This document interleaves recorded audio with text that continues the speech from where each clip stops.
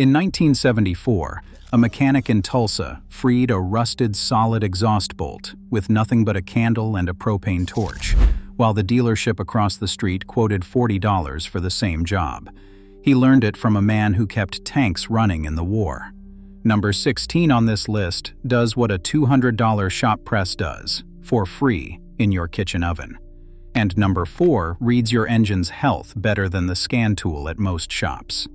These tricks were so cheap that whole industries needed you to forget them. Hit that subscribe button and let us count down. Number 25. Cereal box gaskets. Before you paid $18 for a paper gasket that a parts store special ordered, the old man in the corner bay made his own in 4 minutes.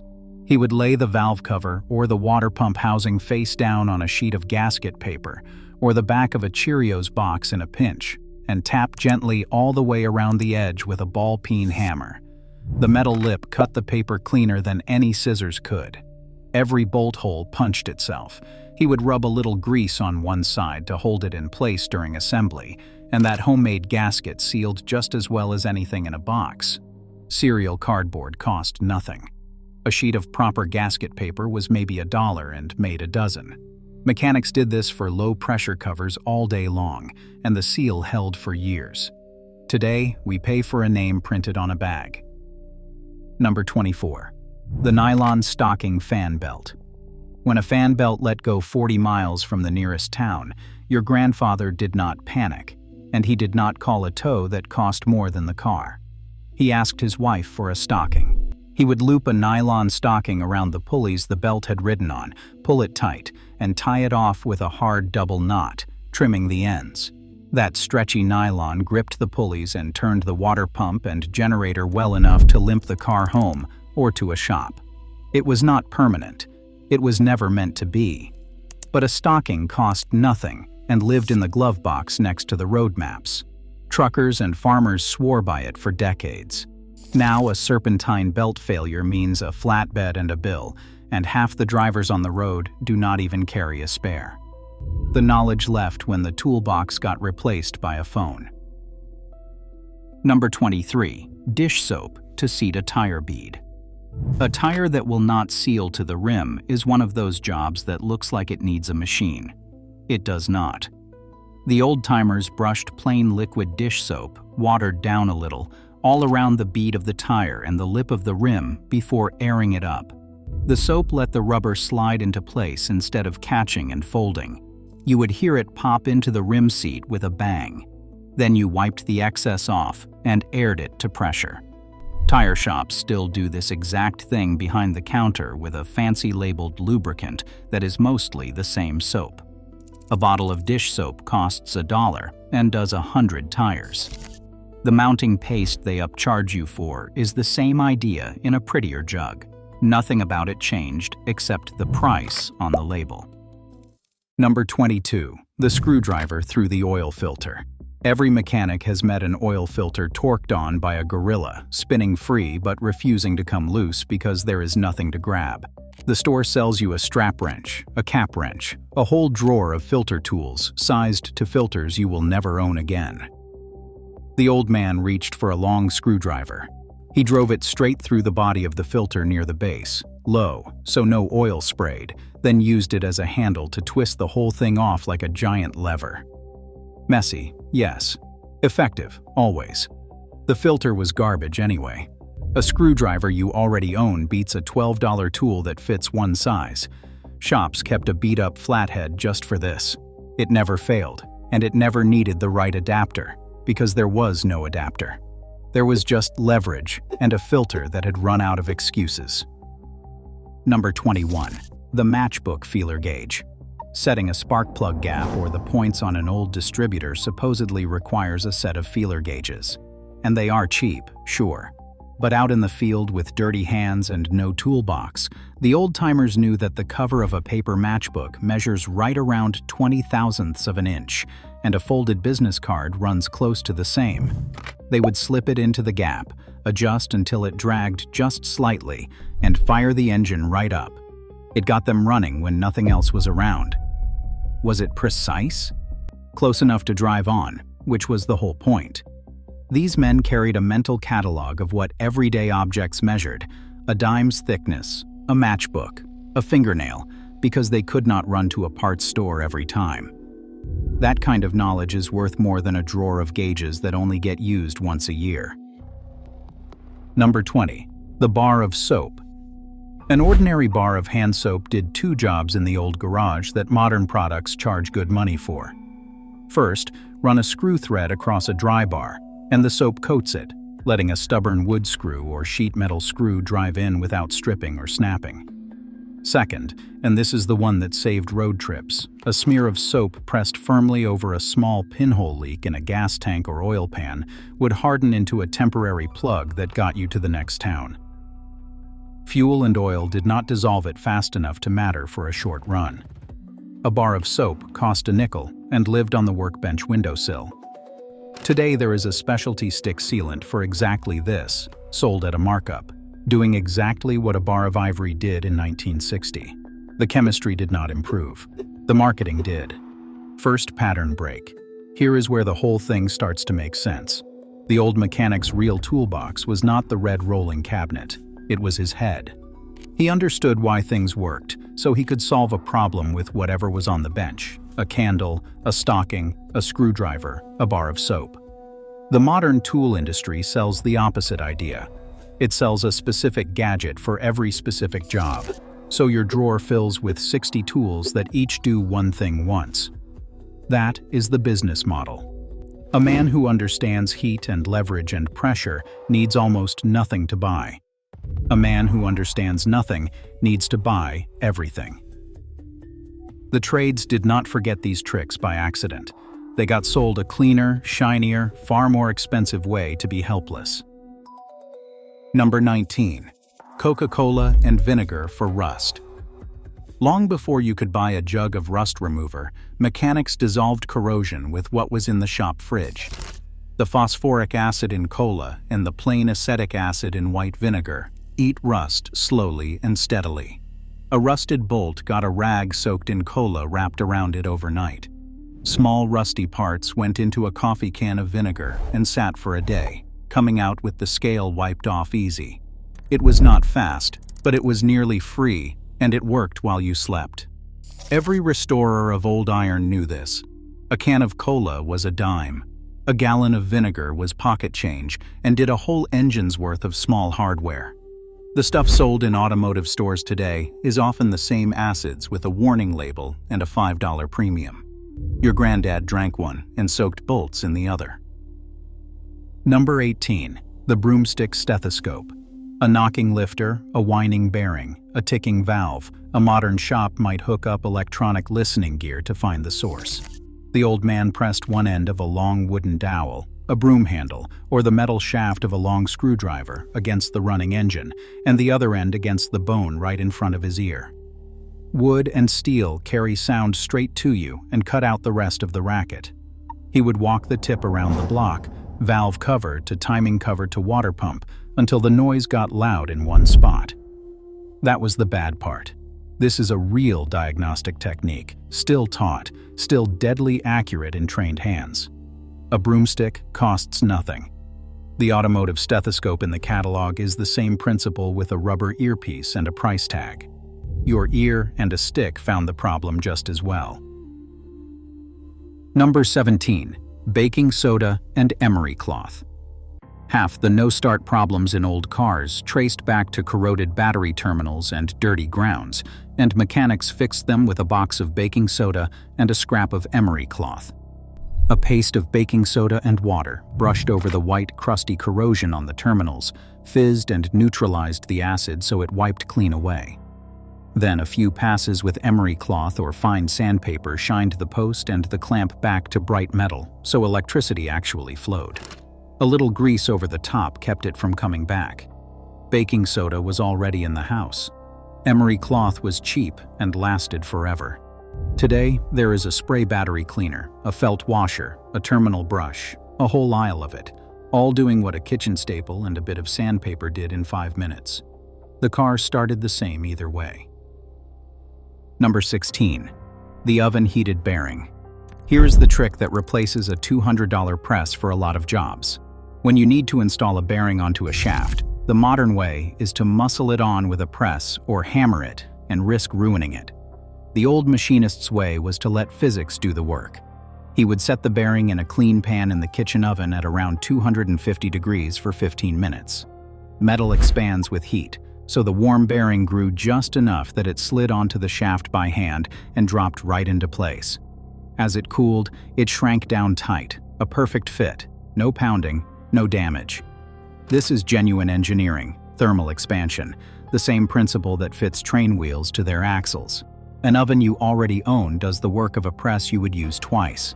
The pros still do it this way because it is simply better. Number 15. The socket and hammer seal driver. Driving a new seal or a bearing race in straight without cocking it and ruining it supposedly calls for a seal driver set, a whole graduated kit of them. The old man opened his socket drawer instead. He found a socket whose outer edge matched the hard rim of the seal, set it on top, and tapped it home evenly with a hammer, letting the flat face of the socket keep everything square. The socket you already own in a dozen sizes does the exact job of the specialty kit. He would sometimes lay a block of wood across the socket and hit that to spread the blow. Clean, square, driven flush every time. The dedicated driver set gathers dust in most shops because a well-chosen socket does it for free, and the man reaching for it already understood that the tool matters less than the pressure being flat and even. Number 14. Reading the spark plugs. Before a single sensor talked to a computer, a good mechanic could tell you the health of every cylinder by pulling the plugs and reading them like tea leaves. A light tan or gray tip meant that cylinder was burning clean and happy. Black and sooty meant it was running rich, too much fuel. White and blistered meant it was running lean and hot, a warning of trouble. Oily and wet meant oil was getting past the rings or valve seals. Each plug was a report card from its own cylinder. This was free diagnosis you could do in your driveway with nothing but your eyes and a plug wrench. It told you things a code reader still struggles to pinpoint. Mechanics carried a mental color chart their whole lives. Today, drivers pay a diagnostic fee to be told what a 2-minute look at 4 spark plugs would have shown for nothing. Second pattern break. Here is the part the diagnostic industry does not want you dwelling on. The old mechanic diagnosed with his senses, his eyes on the plugs, his ear on the broomstick, his hand on the valve cover feeling for a miss, his nose catching a burnt clutch or a coolant smell. All of it free, all of it fast, all of it his own. The modern shop replaced those senses with a machine that plugs into your car and prints a code, and then charges you a fee to read a number to you. Sometimes that machine is genuinely needed. Often it is not, and it is quietly replacing skill the trade used to grow for free. The senses still work. Anybody can relearn them. That is exactly why nobody is advertising them to you. Number 13. Heat and a candle for seized bolts. A rusted solid bolt that will snap if you force. It was not a crisis for the old man. It was Tuesday. He would heat the nut, not the bolt, cherry red with a propane torch, so the nut expanded away from the threads. Then, here is the genius part. He touched an ordinary candle or a stick of beeswax to the hot joint. The wax melted and got sucked straight down into the threads by the heat, acting as a penetrant that reached where oil could not. Then it backed right out. A propane torch and a birthday candle beat every rusted fastener on the car. Shops sell heat and release sprays for this exact job. Your grandfather used a candle from the junk drawer and the same physics. The bolt did not know the difference. It came loose either way, and he kept the good threads instead of drilling out a broken stub. Number 12. The thermal shock freeze. The flip side of heating a bolt is shocking it cold, and the old-timers used that too. After heating a stuck fastener, a quick shot of cold, sometimes flipping a can of compressed air upside down to spray freezing propellant, sometimes just an ice cube pressed to the head, made the metal contract sharply and crack the bond of rust holding it. That sudden change in size did what raw force could not. Expanding and contracting the same fastener a couple of times often broke it free with almost no muscle at all. It is the same reason old stone splits when you heat it and throw water on it. Free penetrant on a hard bolt is a matter of temperature, not chemistry. The specialty freeze sprays on the shelf are the same idea sold back to you. A can of air from the desk drawer did it fine. Number 11. The one-man jar brake bleed. Bleeding brakes is a classic two-person job, one pumping the pedal, one at the wheel, and the shop sells a pressurized bleeder kit to do it alone. The old man did it alone with a mason jar and a foot of clear tubing. He slipped the tube over the bleeder screw, ran the other end down into a jar with an inch of brake fluid in the bottom so the tube stayed submerged. That submerged end acted as a one-way valve. Fluid and air bubbled out, but nothing got sucked back in when the pedal released.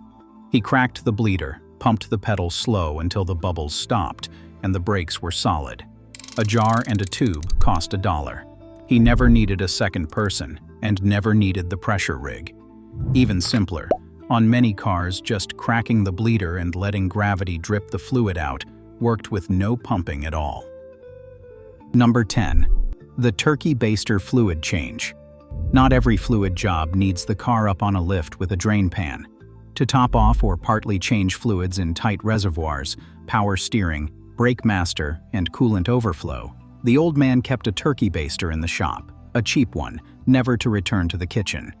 He would suck the old, dark fluid out of the reservoir and squirt fresh in, doing a partial exchange over a few weeks with zero mess and zero jacking the car up. It was the poor man's fluid extractor, decades before the shop started selling suction machines for the same trick at 100 times the price. A dollar store baster pulled the job off in the driveway.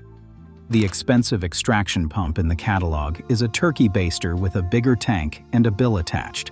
The old man just kept his in a coffee can labeled, so nobody cooked with it. Number 9. The EGG white radiator fix. This one sounds like a campfire story until you see it work. When a radiator sprang a small leak far from home, the old-timers cracked 2 or 3 eggs, separated the whites, and poured them straight into the radiator through the cap with the engine warm. The heat cooked the egg whites, and the current of coolant carried the tiny cooked bits to the leak, where they lodged and clotted, sealing the pinhole from the inside. It bought you the miles to get home or to a shop. Black pepper worked the same way in a pinch. It was never a permanent fix, and no old mechanic pretended it was, but it turned a stranded roadside disaster into an annoyance. Radiator stop leak in a bottle does the identical thing, floating particles that clog the leak, and charges you for it. Your grandmother's breakfast did it for free when the nearest parts store was 50 miles of nothing away.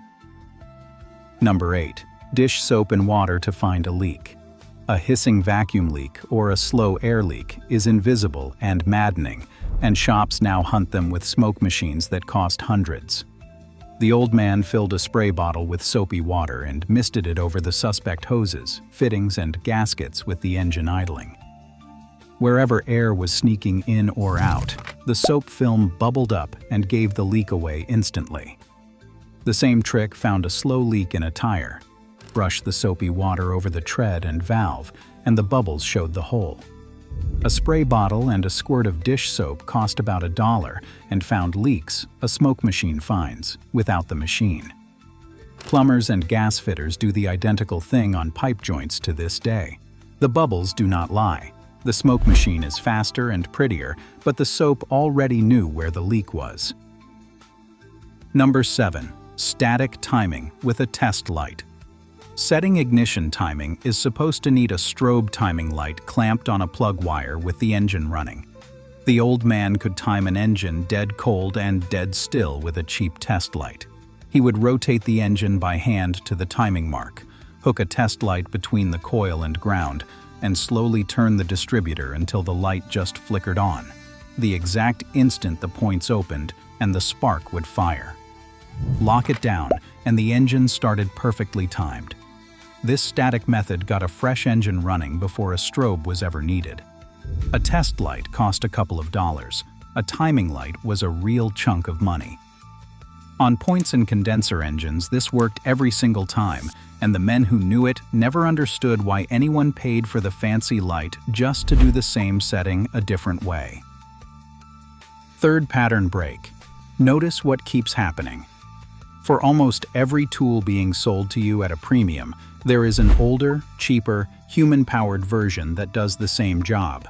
The jar instead of the pressure bleeder, the baster instead of the extractor, the soap instead of the smoke machine, the test light instead of the strobe. The tool companies did not invent new physics. They packaged old physics in plastic and convinced a couple of generations that the packaged version was the only real one.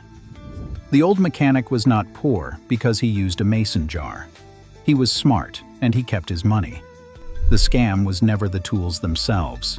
The scam was teaching people that they could not fix anything without buying the newest one first. Number 6. The rope trick. Here is a piece of pure mechanical cleverness. Changing a valve seal or a valve spring usually means pulling the cylinder head off, a huge job. The old man kept the head on the engine and fed a length of soft rope in through the spark plug hole, packing the cylinder full while the piston was near the top. Then he turned the engine gently by hand so the piston rose and squeezed the rope tight against the closed valves, holding them up so they could not drop into the cylinder. Now he could pull the spring and swap the seal with the head still on the car. It saved hours of teardown with nothing but a few feet of clothesline. Shops sell air hold adapters that pressurize the cylinder to do the same thing. A piece of rope did it for free, and if the air compressor died mid-job, the rope did not care.